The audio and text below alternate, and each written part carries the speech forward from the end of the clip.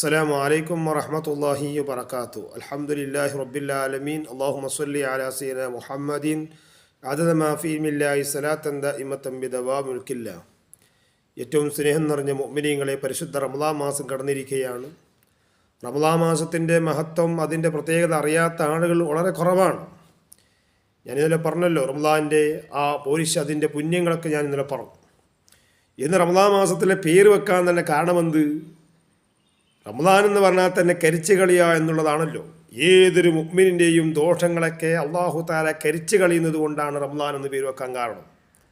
ഏതൊരു അടിമൻ്റെയും അവിടെ ദോഷങ്ങളൊക്കെ കരിച്ചു കളിയുക, അതാണ് റമളാൻ എന്ന് പറയുക. കരിച്ചു കളിയൽ കൊണ്ടാണ് അതിൻ്റെ പേര് വെക്കുന്നത് എന്ന് കാണാം.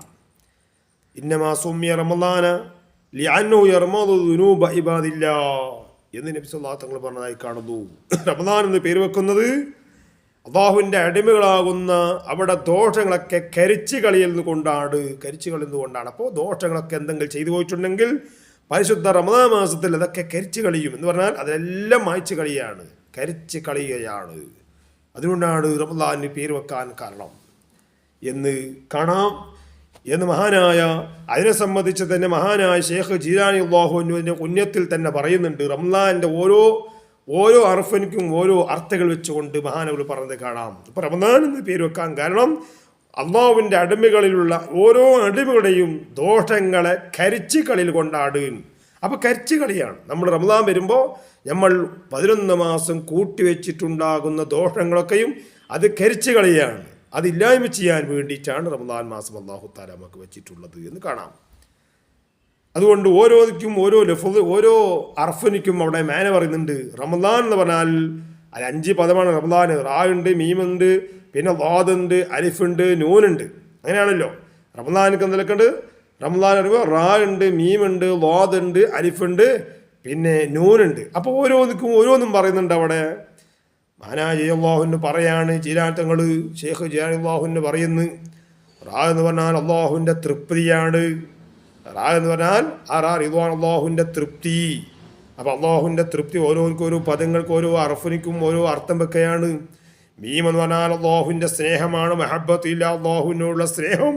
അപ്പോൾ റമളാനിൽ ഒന്ന് റാ എന്ന് പറഞ്ഞാൽ റിദ്വാൻ, അല്ലാഹുവിൻ്റെ തൃപ്തി, മഹബ്ബത്തില്ല, അല്ലാഹുവിൻ്റെ സ്നേഹം. പിന്നെ അല്ലാഹ് എന്ന് പറയുന്നത് മാനില്ല, അല്ലാഹുവിൻ്റെ ഉത്തരവാദിത്തമാണ് അല്ലാഹ്.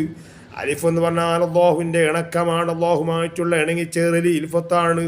അപ്പോൾ ഇൽഫത്തുള്ള അല്ലാഹുമായി ഇണങ്ങിച്ചേറുക. അപ്പോൾ റമളാൻ്റെ ഓരോ പദത്തിൻ്റെയും അർത്ഥങ്ങൾ പറയാണ്, ഓരോ അറഫിൻ്റെയും. നൂന് എന്ന് പറഞ്ഞാൽ നൂറുള്ള അല്ലാഹുവിൻ്റെ പ്രകാശം, അതാണ് അവിടുത്തെ പ്രകാശം, അവിടുത്തെ നൂറ്. അതൊക്കെയാണ് അതിൻ്റെ ഓരോ അറഫിലും വെക്കുമ്പോൾ ഉണ്ടാകുന്ന അർത്ഥം. ചുരുക്കി പറഞ്ഞാൽ റമളാൻ 5 അറഫുകളുണ്ട്. അതിന് ഓരോന്നും അല്ലാഹുവിൻ്റെ തൃപ്തി നമുക്ക് വേണം.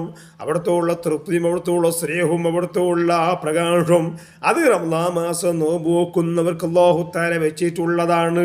അതുകൊണ്ട് റമളാൻ മാസം അല്ലാഹുവിനെ ഭയന്നുകൊണ്ട് ജീവിച്ച് ധാരാളം ഖുർആൻ ഓതണം. കാരണം വിശുദ്ധ ഖുർആൻ ഇറങ്ങിയ മാസവും പരിശുദ്ധ റമളാൻ മാസമാണ്. ശഹ്റു റമളാൻ അല്ലദീ ഉൻസില ഫീൽ ഖുർആൻ. വിശുദ്ധ ഖുർആൻ ഇറങ്ങിയത് എപ്പോഴാണ്? റമളാൻ മാസത്തിലാണ്. അപ്പോൾ ചുരുക്കി പറഞ്ഞാൽ റമളാൻ മാസത്തിൽ അവിടെ പേര് വെക്കാൻ തന്നെ കാരണം ഇന്നമാ സുമ്മിയ റമളാന ലിഅന്നഹു യർമദു ദുനൂബ ഇബാദില്ലാഹ്. അല്ലാഹുവിൻ്റെ അടിമകളുടെ ദോഷങ്ങളൊക്കെ കരിച്ചു കളിയിൽ കൊണ്ടാണ്, കഴിയുന്ന മാസമായതുകൊണ്ടാണ് റമളാൻ എന്ന് പേര് വെക്കാൻ കാരണം. അതിന് ഉന്നത്തിരിമാം ഷേഖ് ജീലാനി തങ്ങൾ പറഞ്ഞതാണ്, ഓരോന്നിനും ഓരോ അർഫിനും ഓരോ അർത്ഥങ്ങളും വെച്ചിട്ടുമുണ്ട്. അപ്പം ആ സ്നേഹവും മഹബത്തും അവിടുത്തെ ഉത്തരവാദിത്വം, ഇണക്കം, നൂറും അതെല്ലാമാണ് പരിശുദ്ധ റമളാൻ മാസത്തിലുള്ളത്. അതുകൊണ്ട് എൻ്റെ പ്രിയപ്പെട്ട മുഅ്മിനീങ്ങളെ, എല്ലാവരും റമളാൻ മാസത്തിൽ ഒരു നോമ്പും നമ്മൾ ഖളാക്കി പോകാൻ പാടില്ല, വിട്ടേച്ച് പോകാൻ പാടില്ല. ഇപ്പോൾ ചൂട് കൂടിയ മാസമാണ് റമളാനിൽ. ഭയങ്കര ചൂടുണ്ടാകും, തണുപ്പല്ല, ഭയങ്കര ചൂടാണ് ഇവിടെയൊക്കെ. ഇപ്പം മാർച്ച് ആകുമ്പോൾ ഭയങ്കര ചൂടുണ്ടാകും. ആ ചൂടിലൂടെ നോമ്പ് നോക്കുമ്പോൾ, എന്നിട്ട് ഖുർആൻ ഓതുമ്പോൾ, ദിക്ർ ചൊല്ലുമ്പോൾ, സലാത്ത് ചൊല്ലുമ്പോൾ, സദഖ എന്തൊരു കൂലി അല്ലാഹു തരും. നമ്മുടെ ദോഷങ്ങളൊക്കെ അല്ലാഹു കരിച്ചു കളയും. കാരണം നമ്മൾ ഇത്രയും ചൂടെടുക്കുമ്പോൾ വരുമ്പോൾ നമ്മളതെല്ലാം വിട്ടേച്ചുകൊണ്ട് നോമ്പ് വെക്കുന്നത് എന്തിനാണ്? നമ്മുടെ ദോഷങ്ങളെ കരിച്ചു കളയാനും അവിടെ സ്വർഗം കിട്ടാൻ വേണ്ടിയിട്ട് മാത്രമാണ്. നിങ്ങൾക്ക് സ്വർഗം കിട്ടണം, നരകമൊക്കെ പൂട്ടുകയല്ലേ.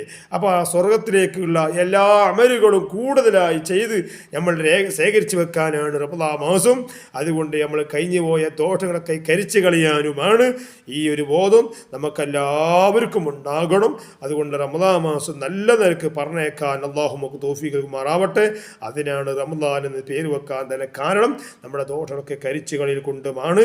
അതുകൊണ്ട് എൻ്റെ പ്രിയപ്പെട്ട മുഅ്മിനീങ്ങളെ നല്ല നിലക്ക് നോമ്പ് വെക്കാനും അള്ളാഹു നോമ്പ് സ്വീകരിക്കാൻ അള്ളാഹു നമുക്ക് തൗഫീഖ് നൽകുമാറാവട്ടെ എന്ന് മാത്രം പറഞ്ഞുകൊണ്ട് നിർത്തുന്നു. അസ്സലാമു അലൈക്കും വറഹ്മത്തുള്ളാഹി.